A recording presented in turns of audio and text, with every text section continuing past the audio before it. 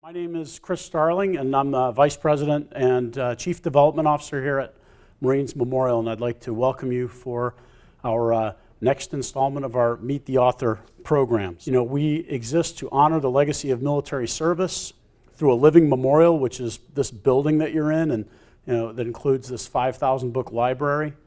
And the purpose of that is to commemorate, educate, and serve. And we do that for veterans of all eras, of all services. I have the pleasure of introducing Dan Kunitz, and this book is probably better presented next door at the Olympic Club. Why would we have a book that has a weight bar and weightlifting on it? But I thought about it, and normally we talk about national security and we talk about world affairs, but we also talk about things that are near and dear to our active duty military and veterans. And as a veteran that recently came off active duty, physical fitness is one of those things that we are always fascinated with. And then the question is, once you get out of the military, you make that commitment, to hopefully stay in shape. And so I really enjoyed looking at Dan's book and thinking about some of the questions that he posed. Lift is one of these books that's more than just physical self-improvement. What does it mean to be fit, to go about your life? And the older you get, the more important it gets. So Dan is basically a writer and an editor. He's an editor-in-chief at Modern Painters, as well as an editor at the Paris Review and Details. And he's been a contributor to a number of magazines, including Vanity Fair and Harper's Magazine. Thank you, Chris. And I want to thank the Marines Memorial and Barry and everyone here for inviting me. It's an honor to be here. I wrote this book. It's a cultural history of fitness, but it's not a traditional history. It makes a series of arguments, and I try and tell the story through this series of arguments. So it's not exactly sequential. But tonight I'm actually not going to read from the book. I decided that, given the fact that I'm speaking at the Marines Memorial, that I would talk instead about effort and honor. And how they relate to fitness and how fitness relates to them. Everything I say is from the book, and I'm just sort of weaving stuff together. But I'll just get right into it. So in 1546, a massive sculpture in marble, standing almost 10.5 feet tall, was unearthed from the ruins of the Baths of Caracalla in Rome. It depicts the Greek hero Hercules nude like an athlete to better show off his rippling musculature. His left arm is draped over a club, which crutches his armpit, and his head tilts lazily above it, which is to say, though built like a deity, he is very much a man. This is important because it would suggest to Renaissance humanist scholars that real people might once have looked this way. Now, imagine for a moment that you were one of those first people to uncover that sculpture. You would likely never have seen your face in a mirror. And the reason for that is that mercury-backed mirrors had just been developed in the 1500s, and they were wildly expensive, basically only available to royalty. And silver-backed mirrors are mass-produced in 1835, which is right about the time when fitness becomes somewhat more widespread than it was, before then. Before then, it was so rare as to be almost minuscule. You would also your encounters with other naked bodies would have been restricted to family members and some river bathers, and none of these people would have been the least bit physically developed. On the contrary, childhood diseases, poor sanitation, and possibly malnutrition would have left your countrymen scrawny. The fittest would have been sinewy and lean, but none would have trained musculature like the Hercules. Consider then the wonderment caused by this statue, which is known as the Farnese Hercules, after Cardinal Alessandro Farnese, who kept it in his palazzo in Rome. It would have appeared like a lost member of some alien race. It would have suggested heretofore unimagined possibilities for human performance. And for human potential, really. And one measure of its impact was that the Hercules becomes the most reproduced of all Renaissance images. both in sculptures and in etchings. It's widely reproduced. And in fact, last summer or 2 summers ago, there was a show in Milan that was all about reproduction in art in general, and the Farnese Hercules was center stage because it is the most reproduced statue, and it was reproduced this way because it was just astonishing to people.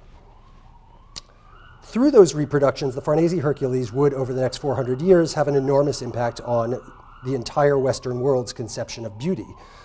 And among that tiny segment of the population that was interested, on fitness and on our conception of the human body. One member of that tiny segment was Cardinal Farnese's physician, Hieronymus Mercurialis, who lived in the Cardinal's Palazzo in the 1560s. And he would have encountered that sculpture on a daily basis. And looking at it every day causes Mercurialis to get interested in ancient notions of fitness. And eventually he writes a treatise in Latin called De Arte Gymnastica Apud Ancientes in 1569. It's not the very first book on fitness written in the Renaissance. There's one Spanish one, but it is by far the most influential. That book, however, is a compendium of ancient Roman fitness practices and athletics, not ancient Greek fitness practices. And the problem with that is that ancient Romans thought about fitness much the same way that mid-20th century Americans thought about fitness, which is to say that they paid lip service to working out but didn't really do it that much. And when they did, it was low intensity and very much biased against strength. And that's a paradox we're going to look at today. On the one hand, we have this ideal of beauty, but it's sort of voyeuristic. It's sort of othered. It's not really something that we can see ourselves attaining necessarily, at least for a very long time. And by the way, for a very long time, I mean up until about 15 years ago. And indeed, one of the overarching arguments of my book is that about 15 years ago, the way we understand fitness began to change. And we're really only in the beginning stages of that. But until about 15 years ago, nobody thought that that was something that they could really look like, or very, very few people thought that way. They thought, it's an amazing body, but it's not something I'm sure I even want to attain. Why the uncertainty of whether or not the Hercules presents a desirable ideal? Because muscles are a problem, always have been. They have been at least since people were confronted with their brute meatiness in statues like the Hercules. We still can't seem to get a grasp on what muscles mean. Do they represent strength or oafishness?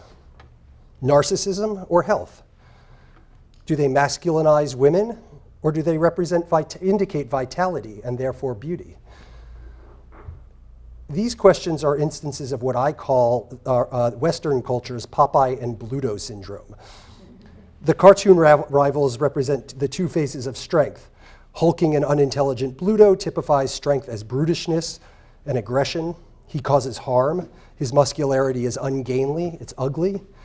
On the other hand, Popeye stands for virtuous strength. His humility shows in the fact that his muscles don't. In other words, they don't appear unless he needs them. And how does he get them? He eats spinach. He doesn't lift weights. He doesn't do anything. In other words, strength and muscles tend to be viewed warily at best and more often negatively than positively in Western culture. But Popeye's spinach eating suggests another reason why muscles are so problematic for us. They're hard to get. They require an intensity of effort to achieve. And part of that effort is a certain amount of skill acquisition. Aerobic exercise, like jogging and biking, is, on the other hand, relatively low skill and low intensity. That's nothing against jogging and biking. I went running today. What we see in the West then is this long-term skepticism about intensity on the one hand, and within that skepticism about intensity is a bias against strength training. So even though the Farnese Hercules inspires Mercurialis to write this incredibly influential book on fitness, and it's really influential all the way up until the 20th century, D'Arte doesn't address how muscle, like that seen on the statue, is actually achieved. The book does, however, become one of the main sources of knowledge for all the fitness innovators who follow. And notably among them is Hippolyte Triat, who's the Frenchman who opens the world's first commercial gym. And this is in 1850 in Paris. And he actually also invents the barbell, by the way. Up until then, you had dumbbells, but not barbells. We think. We don't really know for a fact that he invented the barbell, but I'm going with that. Just a few years after that gym opens in Paris, a young Harvard medical student named George Barker Winship visits the art galleries of the Boston Athenaeum, where he also encounters a copy of the Farnese Hercules.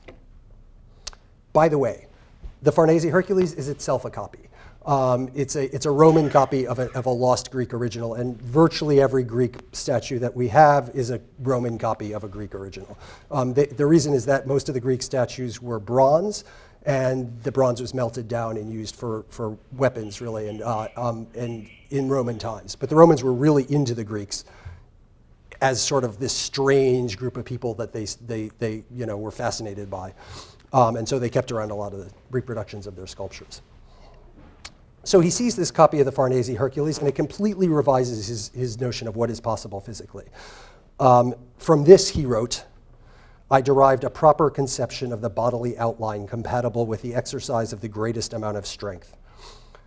The male physique of his childhood was the opposite of what he saw there.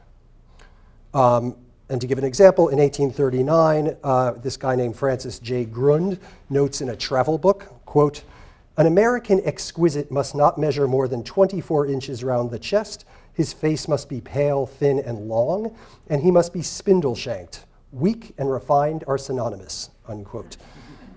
Frankly, that assessment would hold true for much of the last 200 years. And even today, there is a tendency to associate thin or skinny with refinement and health.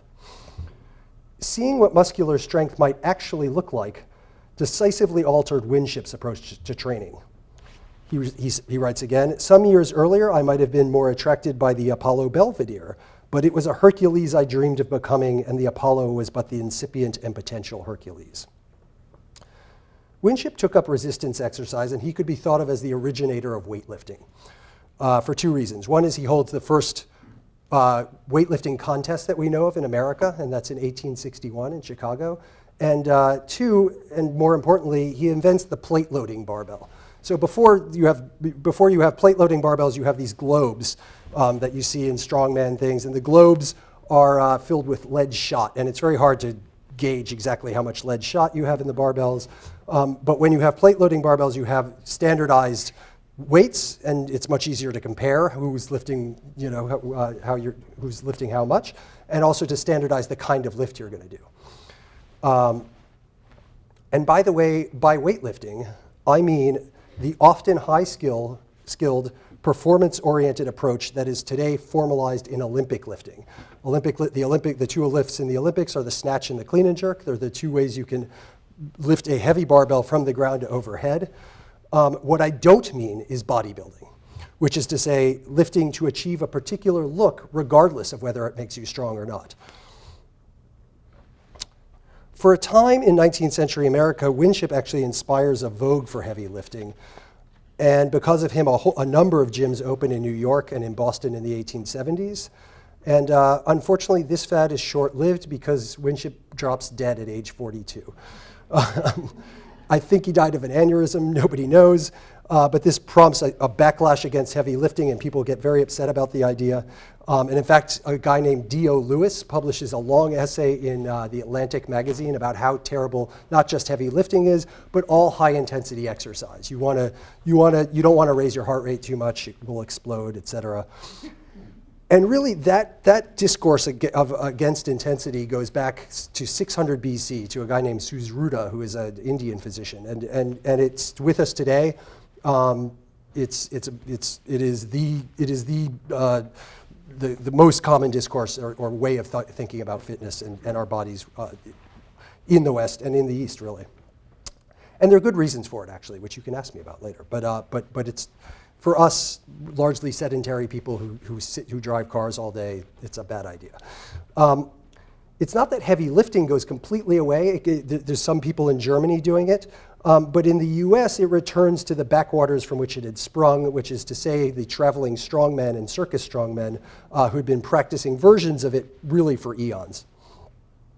Fitness, as the strongmen remind us, has always been a form of entertainment, not unlike statues like the Hercules. We're captivated by bodies that move well as by beautiful physiques, which points to the fact that the physical ideals we derive from those entertainments and images always entail a certain amount of push and pull between the values of aesthetics and those of performance. For instance, between wanting to be strong and wanting to look strong, or wanting to have aerobic capacity or wanting to just be skinny. In the 20th century, unfortunately, that tug of war between looking good and functioning at our best favored the former almost to the exclusion of the latter. We really forgot about performance in the 20th century in terms of the exercise regimes that we inherited. And this imbalance has led to all sorts of consequences, not just for the most fundamental relationship in all of our lives, which is how we relate to and think about our bodies, but also to how we live our ethics and how we express our values. It is only in very recent years, as I say, about a decade and a half, that we've begun to learn from and redress those consequences. The reason we began working out primarily for aesthetics can be traced back to the Hercules itself and to other ancient Greek statues like it. For over the last 500 years, at least since this statue was uncovered, the West has set its standard of beauty in this mold, in the mold of ancient Greek statuary. But what would the average Greek citizen have seen when they saw this statue? We see a guy who's pretty built. And by the way, it would always be a he, that citizen, so I will be using he. When a Greek citizen came across a warrior athlete like the Hercules, and all the statues that we have are basically warrior athletes, meaning they are athletes. They're usually venerated for being athletes, but the reason they're athletes is that that every citizen has to fight at some point and be in the military, and so they're always warrior athletes. He would have seen a physique that is much more than just something worthy of an underwear ad. The Greek sense of beauty was more ethically charged than ours. It entailed goodness. Beauty had a distinctly ethical aspect to it, and statues commemorating warrior athletes like the Hercules would have manifested an exemplary form of beauty called kalakagathia, which combines the word in Greek for both beauty and goodness, and which a great scholar named Werner Jaeger defined as the highest unity of all excellences. The Hercules was at once an image and symbol of greatness as well as of a value that is all but lost today, honor. His body signified the qualities that make for useful citizens and a healthy body politic: self-mastery, discipline, and strength. But also, and this is the crucial difference between then and now, toil, effort, a willingness to sacrifice and embrace pain that is frankly alien to our culture of ease. When a sculptor went looking for live models in the gymnasion, from which our word gymnasium descends, but from which also the German gymnasium is derived, and a German gymnasium is a high school, not a gym. And that matters because the Greek gymnasion was both a place of learning and a place of athletics. It was a place to train your mind and your body, and there was really no distinction made between these things. Anyhow, our Greek citizen would have found men sprinting, lifting heavy stones, throwing, jumping, and wrestling. Greek athletes did not have 24-hour fitness chains. They did not work isolated muscles as our machines are designed to do. They didn't have certain days devoted to arms and shoulders and others to their calves and thighs. Lacking mirrors, they also attended to real functional strength, which derives from the parts you can't see in your reflection: your butt, your legs, your back. Because they were training for war, for athletic feats, and for the tasks of life, like walking up steep hills in the heat carrying a slaughtered animal, They needed to be strong and quick, have endurance and accuracy of movement. They knew these qualities didn't come about piece by piece, but required whole body, core to extremity movements, which are now what are now called functional exercises, and which you can find in any MMA or CrossFit gym today. Most of all, however, the Greeks valued strain. Quote, "No toil, no honor," writes Lucian. "He who covets that must start with enduring hardship." What our typical Greek citizen saw when he came across a statue like the Hercules was evidence of that struggle.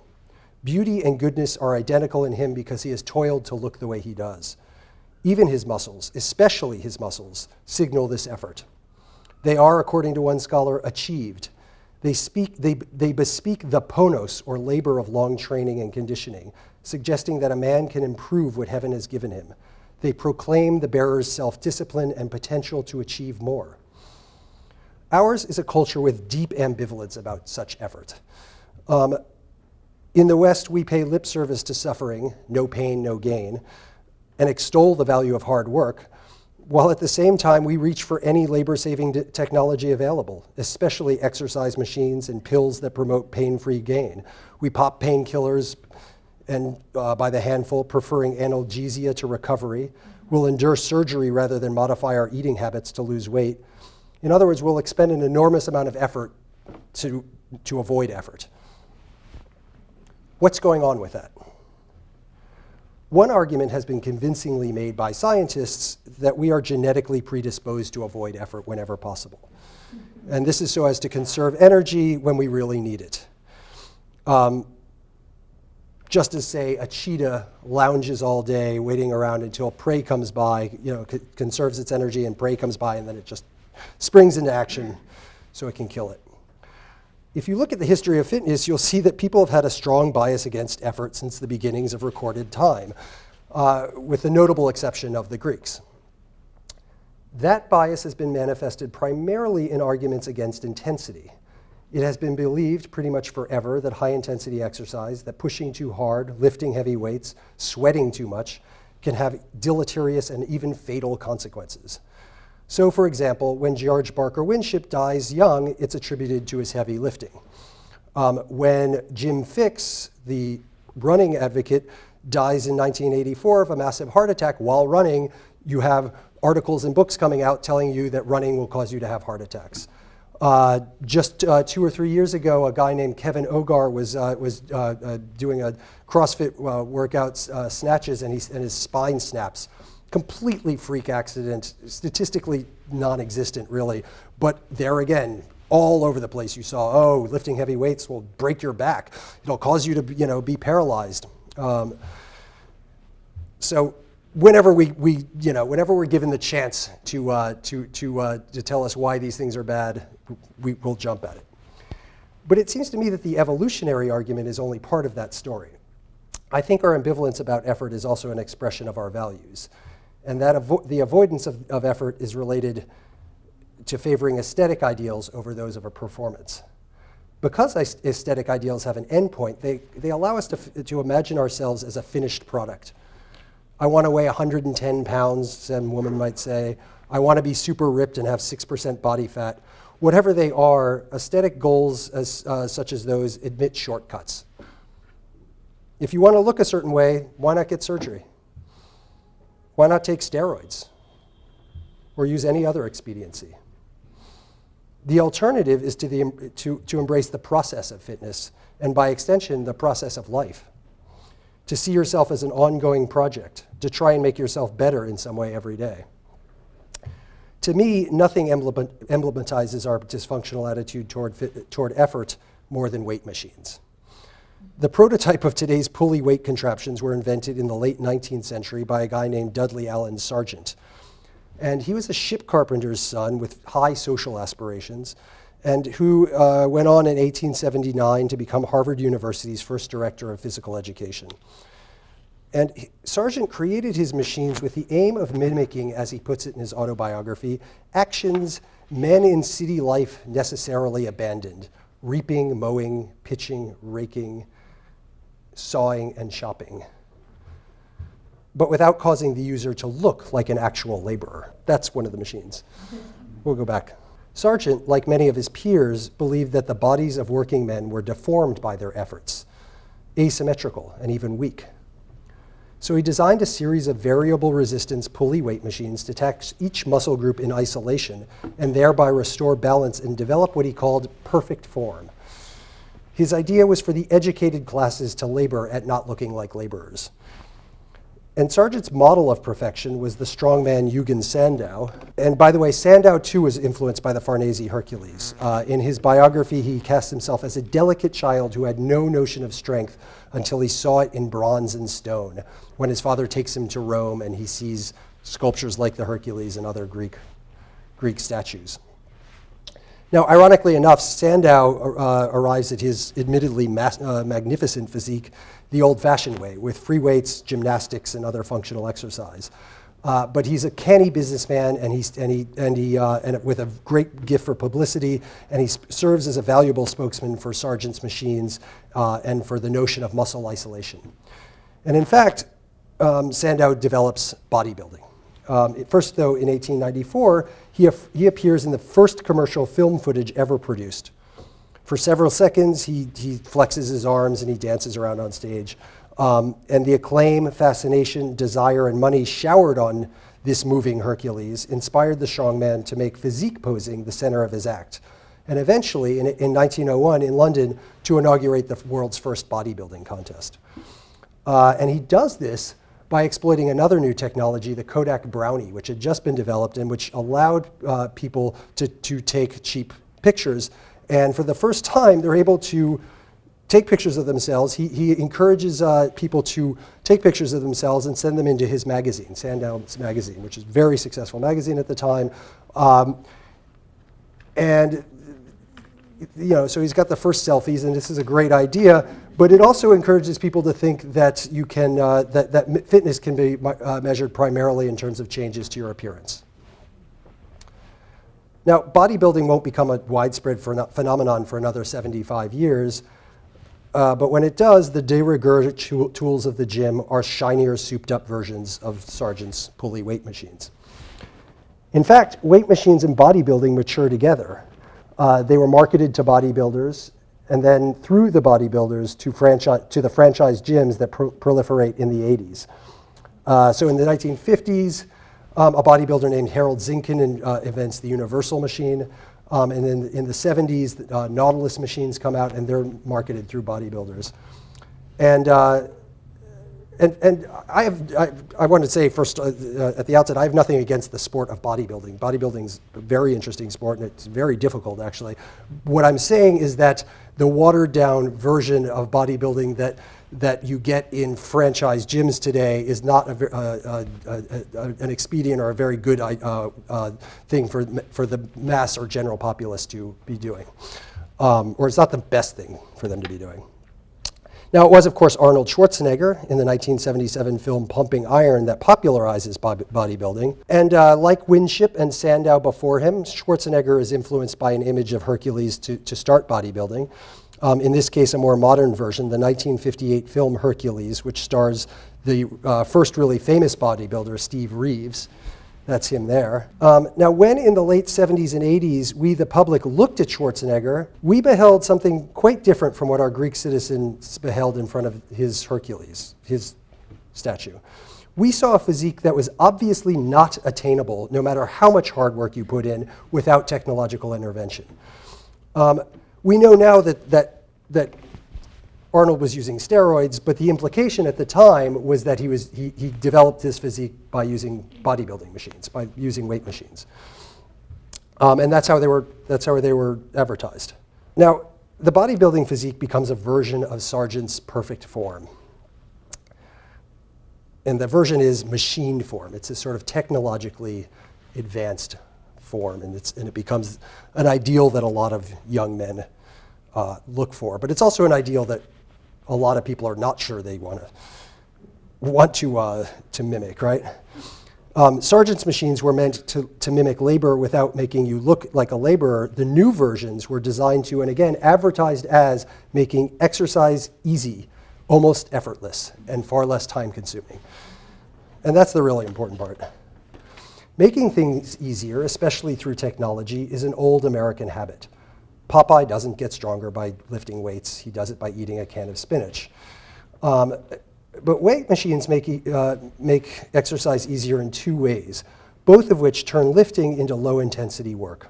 First, they restrict your range of motion so that you don't have to move the weight quite as far. And this also puts less stress on the joints, which causes them and the tendons to weaken.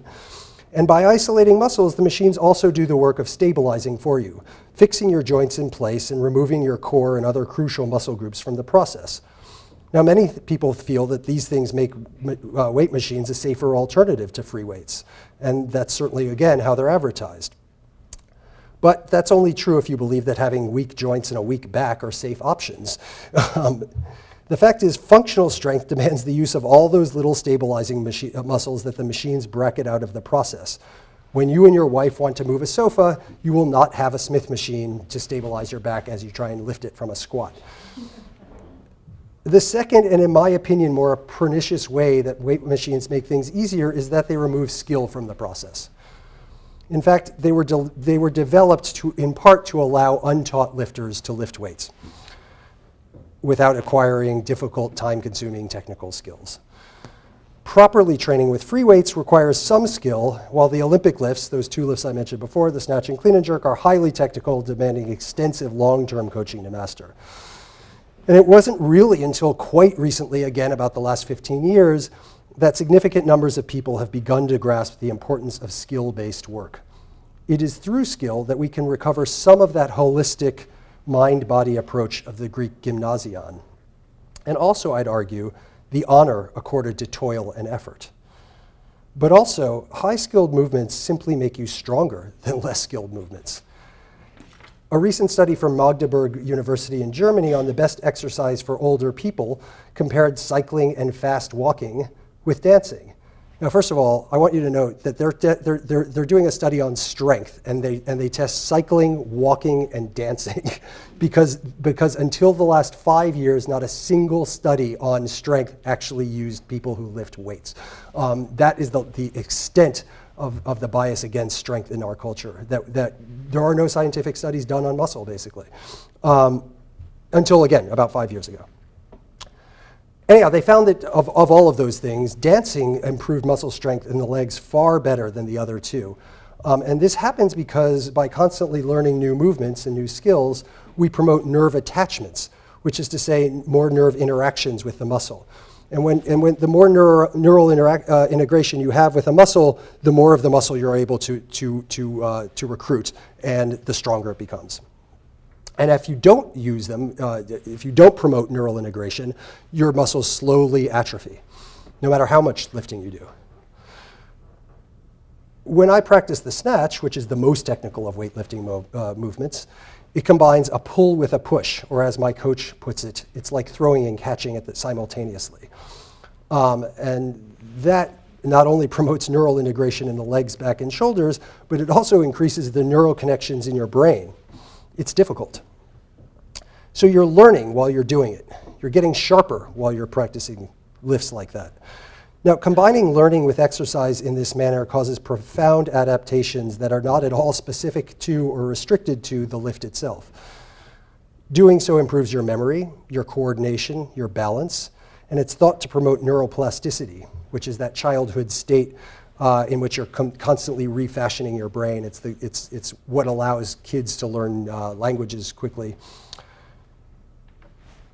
Now, my version of the Farnese Hercules are Instagram videos of Olympic lifters performing extraordinary feats.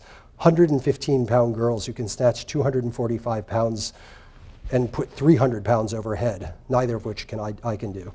Or women or men who each day try to outdo the impossible with the even more impossible. But the adaptations that allow you to do that don't come easily or quickly. They are sort of an ultimate form of delayed gratification. By recovering the ancient love of toil, by investing in the value of strain, we can be cognitively sharper, physically stronger, and more ethically attuned to the world.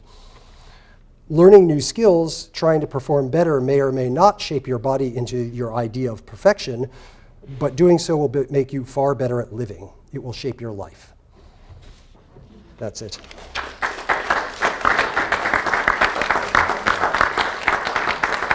And I remember distinctly as a Marine, as a lieutenant, I had a battalion executive officer, and he gathered us lieutenants together, and he wanted to talk to us about being professional officers, that our place was in front of our Marines and out in the field, sharing the toil that you were talking about and sharing the hardships. And what I remember him saying, like it was yesterday, was, if any of you think you're going to come here and spend 2 hours a day in the gym on the Body Beautiful plan, you're sadly mistaken. And I just remember that, because a lot of guys would join the Marine Corps and think, well, it's part of my job. I got to go to the gym for 2 hours and walk around. And it was the Body Beautiful plan, and there were some people like that. We were disabused of that right away at my first unit. So my first question is, you've done a vast array of different physical fitness things. As you look at different stages of your life, you go through different things. Younger years, a lot of us do high intensity things. What do you see as you make that transition? You talked about cycling, dancing, whatever else. Can you kind of segment for us, kind of the physical fitness eras, and then, in your studies, what did you find out? What's the right thing? Well, there's no one right thing, actually. And really, what you want to be doing is a lot of different things. But I agree with you that lifting weights and doing strength training is incredibly important, especially as you get older and for longevity. Your musculature is the largest endocrine organ in your body, in a sense. It regulates insulin. It regulates hormones. It is a glucose reservoir. It is tremendously important. It helps you improve your balance again. It helps you improve cognitively. The problem with a lot of other exercises is they're not doing all these things for you. It's also, as I mentioned the other night, leg strength is the number one predictor of longevity in people. Number two is overall muscle mass. Third is VO2 max, or your aerobic capacity. That, again, is not an argument against running. That is just simply you should be doing all of it. There are other high-skill things you can do. Yoga, it requires a lot of skill. Gymnastics requires skill. Dancing requires skill. It's not that there's, as far as eras go, obviously in the 70s you have suddenly people discover running. I mean, really before the 70s, nobody's doing any exercise. The number of people doing exercise, there's the military, but those people are doing exercise for a few years while they're in the military, and then for the most part they stop. And even athletes, even Steve Reeves up there, would not work out most of the time. He would work out like the 6 weeks before a bodybuilding event, and then he would sort of do nothing. There was no notion of training. So there are very little notion of training. There's obviously, some people understood the principle in principle, but it wasn't stated. So in the 70s, a lot of people just run. I think running is important, but I think you should do other things too. In the 80s, you get franchise gyms, you get people doing bodybuilding movements on weight machines. I think that was. I think that's better than doing nothing, certainly. I mean, strength work is, you need to do it, but I'd like to see people using free weights and doing harder, doing more difficult and cognitively more difficult movements. And what's exciting, though, is in the last 15 years, how many different things have come about. I mean, you now have parkour, which admittedly is difficult or not really open to almost any of us in this room, including me. But you have versions of gymnastics, you have acro yoga, very cool things that we could all be doing and just playing around with. And to that, I would only emphasize that if you think these things are too hard for you or that you'll never be good at them, that's the exact reason why you should be doing them. Because the point is not to master them. The point is not to imagine the end point at which you are the master of this thing and you are great and you never have to do any training again. The point is to learn, is to try to do them, is to just be doing them, is to enjoy the process of learning to do them. Doing that will make you better at everything. Guaranteed. Or the opposite sex seem to like a certain amount of muscle, but they don't want you to look like Arnold. That doesn't get you anywhere. I mean, there's that's. I think it shows through.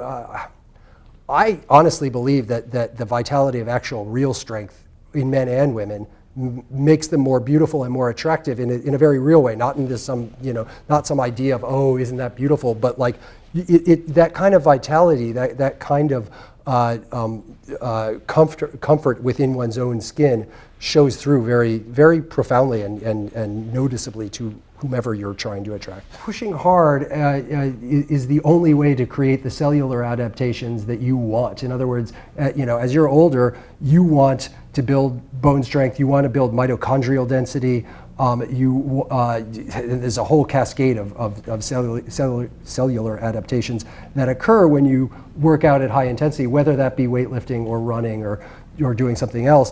They only happen when you reach your level of of intensity, meaning right up around what you can do. Now, that's not every single day. I'm not saying that you need to go out and kill yourself, and I think you often need to have somebody helping you, training you, or a coach or something. But you need to be pushing. You need to be working at high. Everybody needs to be working at high intensity. I think that one of the more detrimental things that has been marketed to us is the idea that as you get older, you should slow down and hit lighter weights and do less things. That's a guaranteed way to get old. There's no more functional exercise than dropping down on your belly and standing up and jumping up again. It's about as basic as it gets. But the classic things: push-ups, pull-ups, running, air squats, walking lunges, carrying odd things around, flipping tires, pushing heavy things, push your car. They are all just core to extremity movements that use use a lot of joints, or use more than one joint basically. And they're all out there too, by the way. I mean, you could just Google or functional exercises or pull up a YouTube thing, and you'll get hundreds of them. Do a lizard crawl. It's not easy, but just try and crawl as low to the ground as possible for 10 yards. See, that will mess you up. One of the reasons why you should be working out is to know your body, to learn your body. So you might not feel it right away, and in fact, that kind of effort, intense effort, is a learned skill. Absolutely a learned skill. It's something that you work on. Most people here, you could take a 25-year-old super fit guy, and I could take him into a gym, and I guarantee you he's not working at anywhere near the capacity that he could be working at. And he's dealing with, he'll stop because metabolic pain will cause him to stop way before he needs to. Does a heart rate monitor help you out with that? Yeah, there's arguments about that, but heart rate is a correlate of intensity. It isn't a measure of intensity, if that makes any sense. I don't think that your coach has to, be the greatest athlete in the world, although, or at least look like the greatest athlete in the world. But I would like a coach to be a practitioner, to be somebody who does these things, and to have some experience. But it's the same way you hire somebody. You just got to feel them out. You've got to see how they answer your questions. Are they safe? Do they know what they're talking about? And that's individual, but really knowledge. I mean, and don't go for some sales pitch. What I argue in the book is that that first mass culture of fitness that occurs in the 70s is a pure product of feminism, of the women's movement. That it would never have occurred unless women got into gyms. And we know that because for 3,000 years, men had been working out and almost nobody was doing it. And there's other reasons we know that too, but similarly, strength training in this country has only started to take off when women got involved. Group fitness classes like CrossFit were pioneered by women in those aerobics classes and ballet. Aerobics classes in the 80s were much more high skill than the bodybuilding movements the guys were doing at the gym next to it. So there's a reason why why you see this connection. And yes, you're right. Right now, it's getting blended in ways that are really fascinating and making everybody stronger. Actually, it was shocking when Steve Reeves showed up on screen bare-chested. It really wasn't done, and with muscles like that. He was making these movies in Italy and in Europe. And they were sort of B movies in America, and he had a huge following, but the American film system didn't take him that seriously. And then when the European film system sort of shifted away from the sort of beefcake films and into more art films or whatever they shifted into, he lost out basically. What is more basic in life than just lifting something up that's heavy? I mean, you got to do it.